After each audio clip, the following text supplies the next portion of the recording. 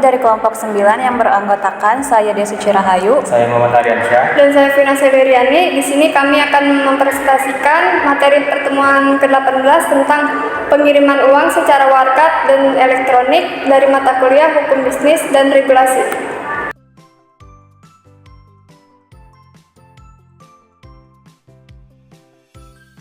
Di sini ada topik yang pertama. Topik yang pertama kita akan membahas mengenai konsep pengiriman uang secara warkat dan elektronik. Pengertiannya, transfer uang via bank. Transfer uang via bank merupakan proses pengiriman dana melalui bank atas permintaan pengirim ke penerima. Pihak-pihak yang terlibat itu ada pengirim, yaitu individu atau perusahaan yang mengirim uang, bank pengirim menerima instruksi transfer, penerima yaitu pihak penerima uang, bank pembayar membayar uang ke penerima, bank pembayar kembali menyediakan dana bagi bank pembayar. Transfer ke luar negeri yaitu jika ada cabang luar negeri, transfer lebih mudah, jika tidak, menggunakan bank koresponden. Selanjutnya di sini ada model-model pengiriman uang. Yang pertama, pengiriman melalui cek, alat pembayaran yang dapat dicairkan oleh penerima termasuk wesel dengan regulasi lebih kompleks. Yang kedua ada bankers draft, yaitu cek yang diterbitkan oleh bank atas permintaan nasabah. Yang ketiga ada international money order, yaitu alternatif cek atau draft untuk pengirim uang dalam jumlah kecil. Selanjutnya ada international payment order, yaitu otorisasi nasabah kepada bank untuk meminta pembayaran dari bank luar negeri. Yang selanjutnya ada telegraphic transfer, yaitu metode tercepat menggunakan telegraf, SWIFT atau telepon dengan biaya tinggi. Yang selanjutnya ada SWIFT, yaitu jaringan global untuk transaksi antar bank yang cepat dan aman. Yang selanjutnya ada credit transfer, yaitu dana dikirim dari pengirim ke penerima melalui debit rekening atau pembayaran tunai. Yang selanjutnya ada debit transfer, dana ditarik oleh bank penerima berdasarkan instruksi penerima transfer. Yang selanjutnya ada paper based transfer, yaitu menggunakan dokumen fisik seperti cek, wesel yang tergantikan elektronik. Yang selanjutnya di sini ada settlement dalam pengiriman uang. Settlement adalah proses bank pembayaran mendapatkan uang dari bank pengirim setelah transaksi dilakukan. Settlement dapat dilakukan per transaksi atau cash by cash atau sekaligus untuk beberapa transaksi atau bisa disebut batch of items. Yang selanjutnya ada metode settlement. Pertama ada book entry, yaitu pencatatan di antara bank terkait atau melalui bank ketiga. Yang kedua electronic clearing house, untuk transaksi besar melalui sistem seperti CHIPS menggunakan net settlement atau net settlement. Jenis-jenisnya itu yang pertama ada net settlement, penyelesaian transaksi melalui jaringan bank koresponden dengan satu switch.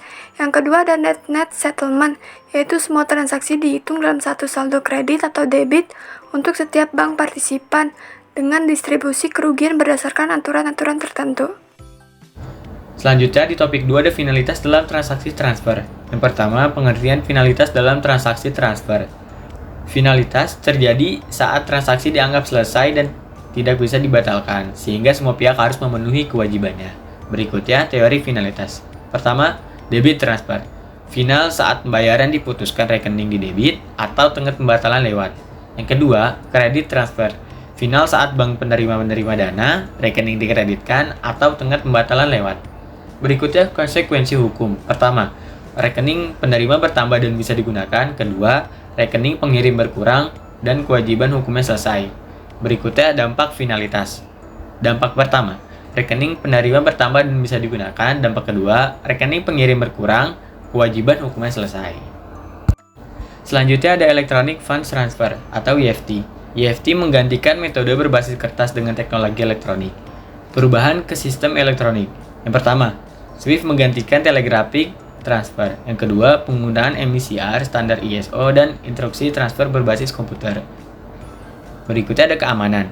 Yang pertama, risiko tinggi tanpa bukti tertulis. Yang kedua, pengamanan dengan passkey, PIN, dan tanda tangan elektronik. Yang ketiga, bank bertanggung jawab melindungi nasabah. Slide selanjutnya ada kekeliruan dalam transfer uang. Jenis kekeliruan. Yang pertama, penipuan. Pegawai bank atau nasabah curang, pemalsuan instruksi, dan intersepsi pesan. Yang kedua, kesalahan. Kesalahan komputer, prosedur tidak baku, dan kegagalan sistem. Berikutnya ada tanggung jawab hukum. Yang pertama, nasabah wajib memeriksa laporan, jika tidak dianggap benar. Yang kedua, Bank bertanggung jawab jika lalai, kecuali ada klausul pembebasan tanggung jawab. Berikutnya ada upaya pengamanan. Yang pertama, bank menerapkan sistem keamanan ketat. Yang kedua, standarisasi prosedur transfer internasional. Yang ketiga, nasabah aktif memantau laporan rekening. Selanjutnya di topik ketiga ada alas hukum mengenai transfer uang. Yang pertama, alas hukum transfer uang. Transfer uang via bank diatur dalam yang pertama, ketentuan perbankan. Transfer uang adalah aktivitas bank yang diatur dalam perundang-undangan perbankan. Yang kedua, ada KUHD, berlaku jika transfer menggunakan surat berharga seperti cek atau wesel. Yang ketiga, ada KUH Perdata, mengatur aspek hukum kontrak dalam transfer uang, termasuk kontrak antara nasabah, bank, dan bank koresponden. Slide selanjutnya, ada masalah hukum dalam transaksi dan transfer uang elektronik. Yang pertama, transaksi elektronik. Validitas elektronik record sebagai bukti hukum. Keabsahan transaksi tanpa bentuk tertulis, tanda tangan, atau dokumen asli. Waktu, lokasi, dan otoritas sah dalam kontrak elektronik. Yang kedua, transfer uang elektronik. Perubahan hukum untuk mendukung sistem elektronik. Regulasi untuk transfer individu vs antar bank, perlunya aturan internasional dan konflik hukum, status hukum dan digital vs cetak dalam pembuktian, tanggung jawab bank dalam kesalahan dan keterlambatan transfer. Di sini terdapat 10 pertanyaan yang berkaitan dengan pengiriman uang secara warkat dan elektronik. Pertanyaan pertama, apa yang saudara ketahui tentang konsep pengiriman uang secara warkat dan elektronik? Pengiriman uang secara warkat adalah cara pengiriman uang yang menggunakan media warkat seperti cek atau biljet giro. Prosesnya melibatkan pengiriman warkat, clearing, dan pembayaran. Sedangkan pengiriman uang secara elektronik adalah cara pengiriman uang yang menggunakan teknologi digital, seperti internet banking, mobile banking, atau transfer elektronik. Prosesnya melibatkan pengiriman perintah, verifikasi, dan transfer. Pertanyaan kedua, apa yang dimaksud finalitas dalam transaksi transfer? Finalitas dalam transaksi transfer adalah kondisi di mana suatu transaksi dianggap selesai dan tidak dapat dibatalkan setelah proses transfer berhasil dilakukan. Ini memberikan kepastian hukum dan keuangan, memastikan bahwa dana yang telah dipindahkan antara pihak pengirim dan penerima dianggap sah dan final. Pertanyaan ketiga, kesalahan apa saja yang dapat terjadi dalam hubungan dengan transfer uang secara elektronik? Kesalahan pertama, kesalahan dalam penggunaan komputer. Kesalahan ini dapat terjadi karena kurangnya pengetahuan atau pengalaman dalam penggunaan komputer untuk melakukan transfer dana. Kesalahan kedua, belum adanya standar buku mengenai pengiriman message. Kurangnya standar dalam pengiriman pesan dapat menyebabkan kesalahan-kesalahan dalam komunikasi antara pihak-pihak terlibat. Selanjutnya, pertanyaan yang keempat. Transfer uang via bank baik untuk kepentingan nasabah maupun untuk kepentingan bank sendiri mempunyai dasar hukum. Bersumber dari mana dasar hukum tersebut? Dasar hukum yang pertama bersumber dari ketentuan di bidang perbankan. Transfer uang merupakan salah satu kegiatan dari suatu bank. Ketentuan ini dijabarkan dalam berbagai perundang-undangan lainnya di bidang perbankan. Dasar hukum yang kedua bersumber dari Kitab Undang-Undang Hukum Dagang, tidak mengatur secara spesifik tentang transfer uang via bank. Namun, ketentuan tentang surat berharga dapat ditarik dan berlaku untuk transfer dana yang menggunakan surat-surat berharga seperti cek atau wesel. Pertanyaan yang kelima, beberapa masalah hukum yang berkenaan dengan eksistensi dari suatu transaksi elektronik.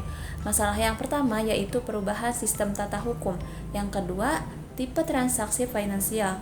Ketiga, peningkatan peranan sistem transfer dana. Yang keempat, pengaturan transfer dana lewat bank. Yang kelima, pengaturan internasional. Yang keenam, conflict of law.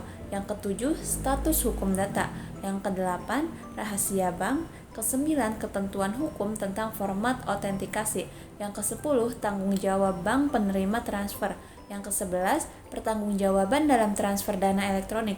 Pertanyaan yang keenam, apa yang dimaksud dengan sistem clearing dan apa saja peran serta tanggung jawab sistem clearing dalam pengiriman uang secara warkat dan elektronik? Sistem clearing adalah proses penyelesaian transaksi pembayaran antar bank atau lembaga keuangan.